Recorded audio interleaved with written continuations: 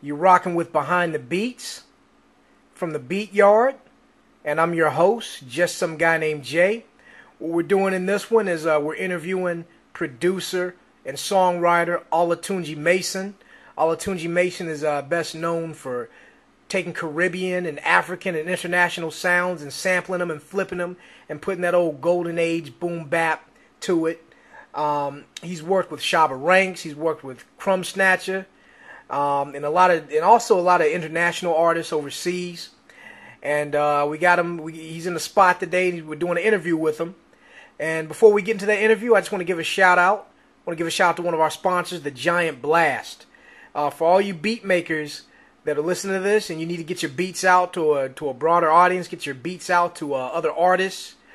Definitely link up with them. They can do some promotion and marketing for your beats and get them out there, and get more artists buying your tracks. So if you're definitely looking to increase revenue and increase the sales with your beats, and also just create more awareness for the tracks that you make, definitely link up with the Giant Blast. And I'm going to put that information in the information box below. And all right, let's get into this interview. Olatunji Mason says some great things for you beat makers to listen to, some advice and things like that. So here it goes. This is Behind the Beats, and I'm just some guy named Jay. Who we have with us right now is Olatunji Mason. He's a beat maker. And how you doing, Olatunji? Oh, doing pretty good. How you been? Oh, just hanging in there, got some questions for you. How long have you been making beats? Well, I started over like 16 years ago. Long time. Okay. What inspired you to become a beat maker? My love for music in general. Hip-hop as well as other forms of music in general. Okay. Who are some of your non-musical influences? Non-musical influences? Haven't had much of any lately. Okay. No movies or nobody in your past, that's inspired you to make music? No family members? I would say family members. I would say in a way my uncle. My uncle in Spain. Now, how did he inspire you? He kind of inspired me a little bit by the way he played the guitar. Oh, but he's still a musical influence. He's still. I said non-musical. Non. Yeah. I got to do that part. No. Let's keep it moving. It's fine. Well, I guess you say no non-musical influences really influenced you. That's fine. Yeah. But keeping it moving though, your style of production mostly blends that golden era boom bap sound with African and Caribbean flavors. Now, what inspired you to do that? Actually, being unique, pretty much. Actually, hearing different forms. Actually, coming up in a household, listening to African music, going to African parties throughout the D.C. area, hearing my uncles getting busy on the ones and twos there, playing a lot of the Sierra Leonean music as well as music from other countries, along with reggae music. And as I got older, and after hearing some of what the other producers did, and once I got into the game of producing, after a while, I just wanted to do something where I could kind of stand out and be creative. And so I started getting into flipping African and reggae flavors and combining with hip-hop. The Caribbean side has been done with hip-hop in the past with artists like Born Jamaicans, but I just took it to another level with Caribbean. And then the African music is something that has been done in the past with other producers, but I just went into different genres of African music. Oh, yeah. From the household, like high life music, which is from Ghana and Nigeria. I'm a big fan of that. And then you got Congolese music, and then you have palm wine music, which is real big in Sierra Leone and in other countries. So I've been doing it on that level. Oh yeah, because you have a Sierra Leonean background. Oh yeah. And that. I got a Sierra Leonean background. That's where my family's from, parents and siblings. I was born and raised in the States, but I pretty much came up within that Sierra Leonean background and had the opportunity to travel to Sierra Leone a few times, and plus I even speak the language in their broken English, which is also known as Creole. Okay. Speak some of that for me, if you can. Oh, sure. How you doing, man? Howdy, buddy. Means how you doing. What team they going means what's going on. Okay. Let me give you a phrase and you just repeat it. Can you do that? Sure. All right. I'm the best beat maker on the planet. I'm Olatunji Mason. Me na the best beat maker with the na the planet. My name na Olatunji Mason. Ah, good. Can you say this? You're rocking with the Beat Yard. You the rock with the beat yard. Okay, you just say it like that, huh? Yeah, I'm gonna say it like that. Oh. You're rocking with the beat yard. Okay, because I thought you might have had different words for the for beat and yard, or you're rocking with, or something like that. I mean, no translation on the different. You would just say it just like that. Yeah, you would just say it like that. Oh, okay. We learn everything. We learn new things on this channel. No doubt. Yeah. Now, who are some of those international artists that you enjoy listening to? Oh yeah, I enjoy listening to Prince Nico, a popular Nigerian, Cameroonian artist. I enjoy listening to Chief Stephen Osabebe. He's an Igbo musician from Nigeria. He does a lot of soulful music.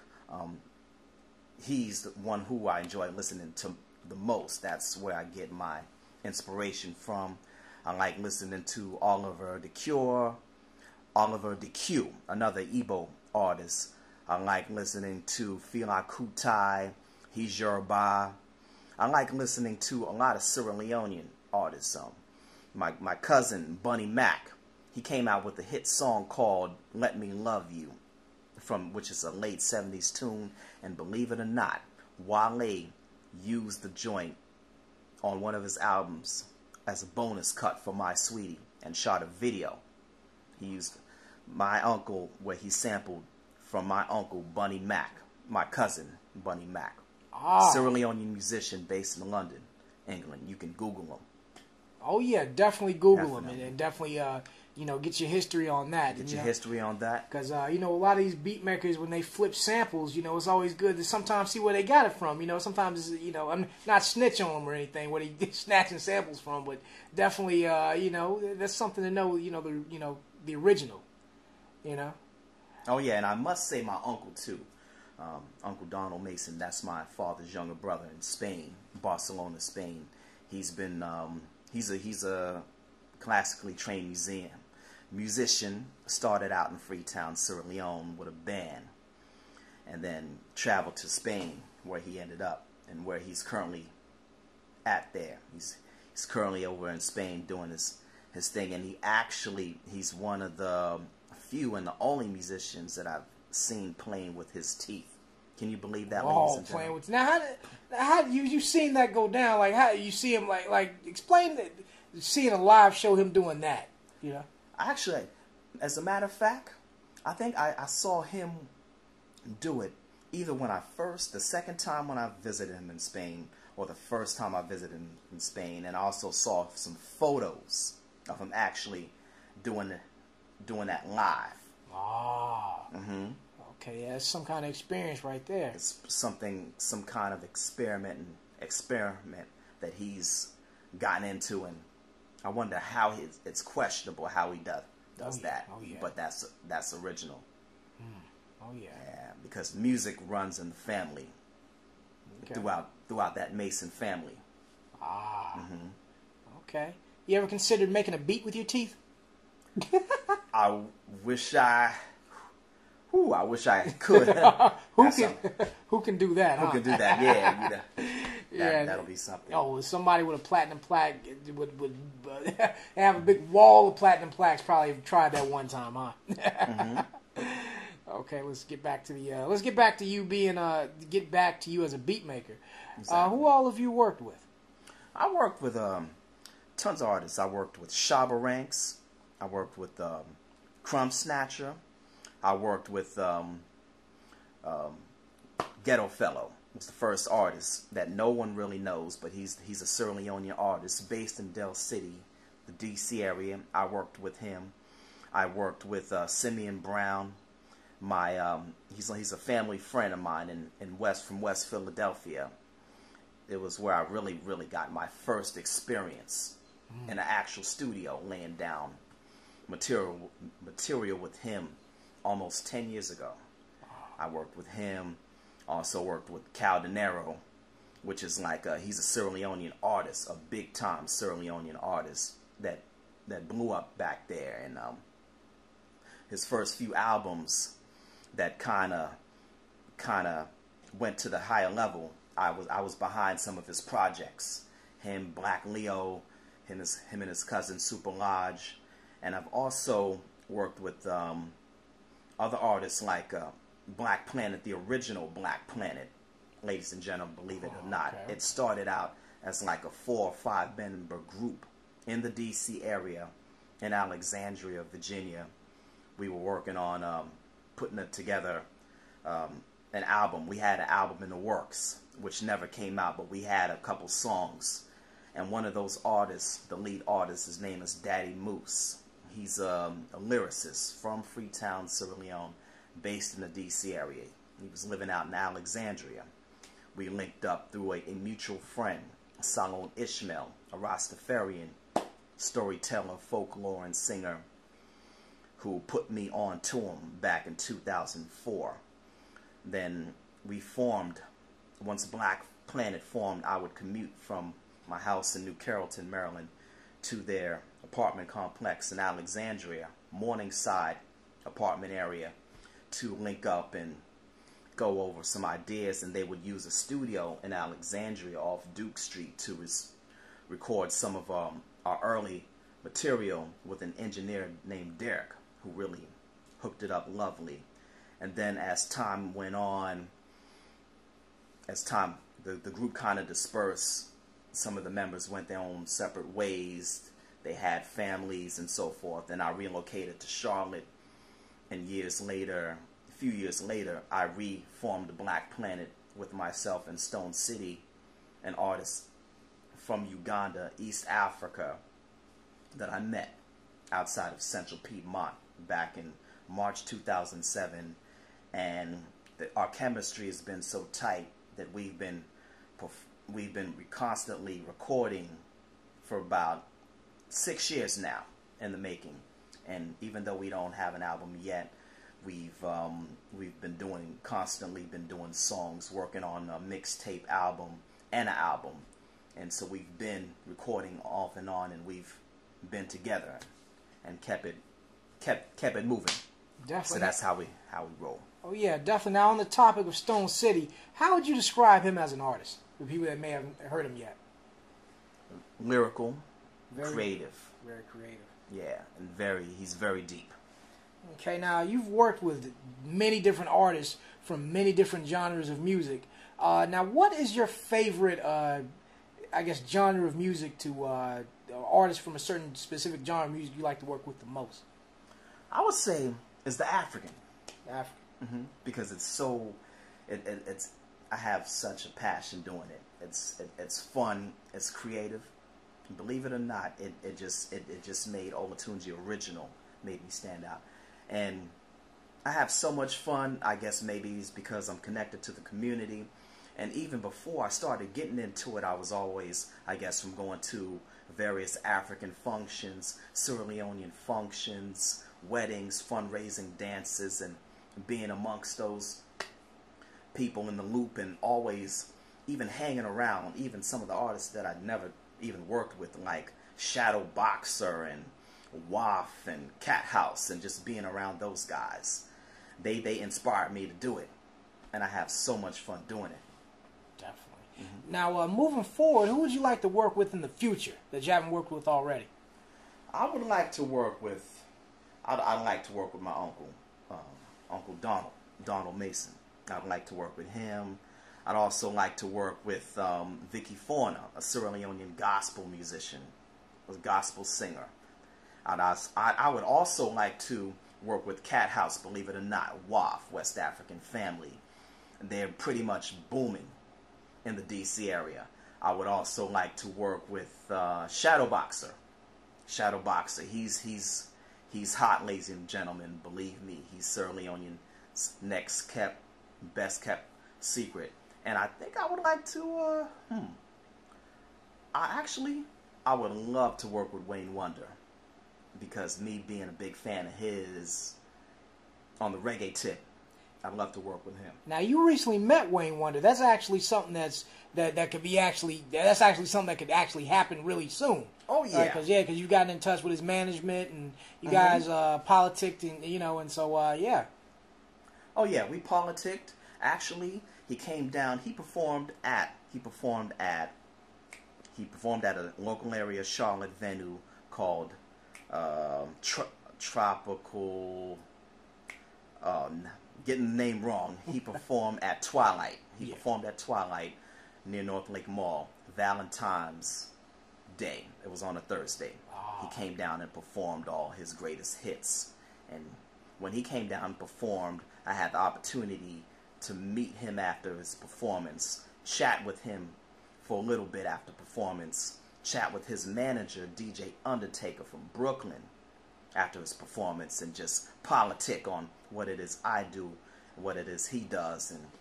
And I was one of these people that was like, can I get in touch with your manager? I could have been like, yo, I'd like to get a beat with you. Can we do something? But I chose to do it the professional way. Oh yeah. So I said, I'll go to your manager. Definitely, because you talk to these artists, they'll just redirect you to the manager anyway. Oh yeah. So you might as well just beat them to the point. Hey, you know what? Give me what's your manager's card? Oh yeah. Now, also of other artists you like to work with, what about current Giant Blast and current Beat Yard featured artist Dolo the Bandit? You recently heard his music. Would you like to work with him? Oh, definitely. I mean, the music he's doing, because he's doing music that I could relate to, and a whole lot of other people relate to from my era, because I'm from that 90s era, that boom bap era. Oh yeah. Dolo the Bandit definitely, makes that kind of music, that golden era, golden age hip hop, with the flipping the samples and the boom bap, Oh yeah, definitely. For you all listening, I'm gonna put those links in the information box below, so you can definitely check that out for yourself too. Now getting back to you as a beat maker, what do you use to make your beats? The MPC 2000 Excel, baby. Oh yeah. All day long. MPC 2000. Definitely. And matter of fact, you can actually create, if you have a good ear for music, and if you know how to really manipulate the samples pretty good, where you can compose your own keyboard notes and rearrange the composition, you can actually turn that into your own personal music software. I mean, with the samples, if you know how to chop and trim samples, breaks, and different records, you can pretty much make your own instruments. That's what I learned over the course of 10 years, which took me a long time ago. And once I studied that technique, I felt I was on cloud 9 with it. Oh yeah. And speaking of tips and tricks and things you've learned over the years, is there any type of production tips you would like to share with any upcoming beat makers? With the equipment that you use? Absolutely. Especially for some of you beat diggers out there, you can actually that's used to using a sample from one record to make a beat, especially when you're using sounds apart from just the drums. You can actually use sounds from 3 records or 5 records, 2 or more, to make a hot track by actually getting a break from the intro from this record, a break from the outro, and even a break from the bridge. And somehow you can adjust the levels on the turntable. If you're sampling from turntables, you can adjust the speed, the pitch, and where you can actually tweak it so it can actually sound original. You can develop your chopping techniques that way, because you can get all your sounds from one record if it has various breaks. But if you have an idea for a hot joint that you really want to really get it out there, thinking outside the box is the best way to go, because it'll sound like something that it'll sound unique, even though it's a sample that has been heard many times, and I've heard producers do it. The big name producers do it all the time. Oh yeah, oh yeah. Because yeah, Pete Rock, he says he does that too. Where he takes, you know, not just sample one record, but he takes various different records and just make one beat out of the different records that he uses. You know. Yep, him and Jay Dilla. Oh yes, oh yeah. In their early work. Oh yeah. Where do you see yourself in the next 5 years as a beat maker? Hopefully making some good hits and definitely climbing up the corporate ladder financially wise. Being down with a good label, getting good promotion.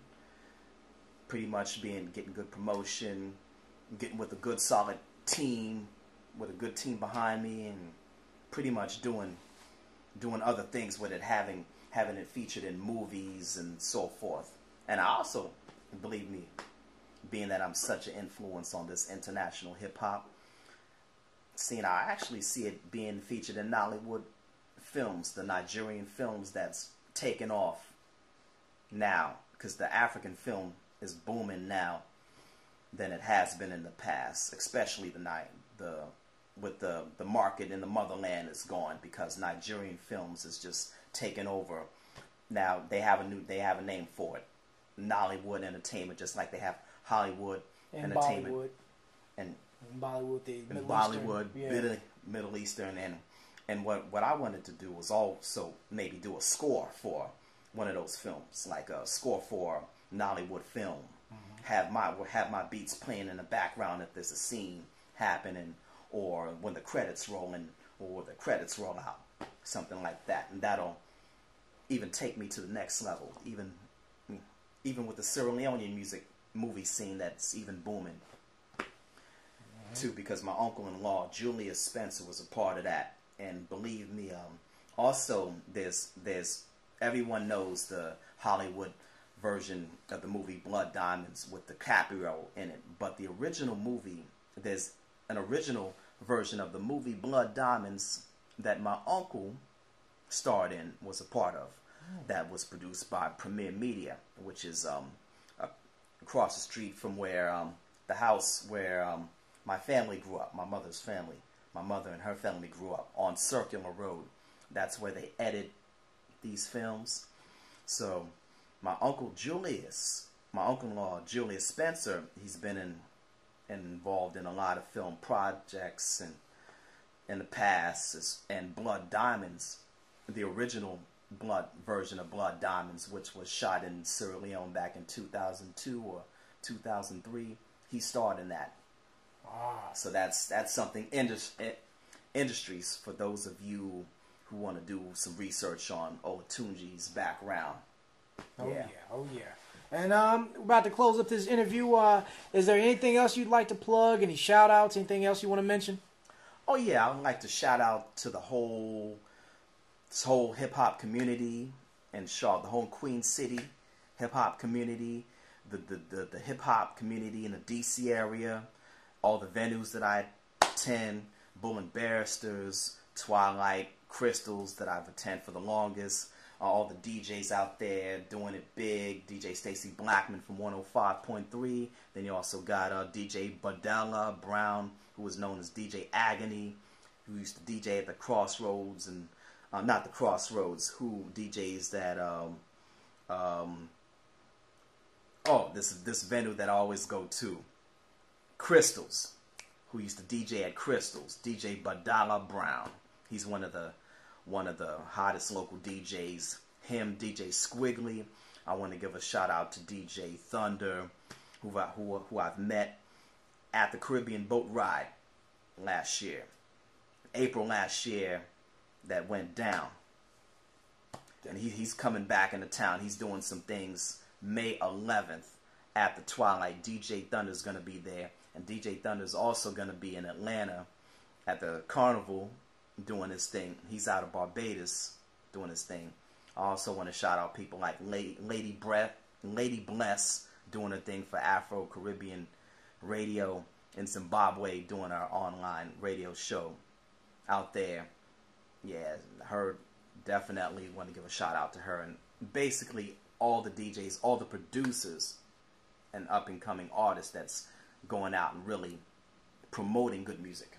Oh yeah, definitely. All right, Olatunji, is glad glad you stopped by and did the interview. We're gonna definitely have it up on the Beat Yard. And again, I'm just some guy named Jay, and you can check out the links in the information box below. And all right, that's it.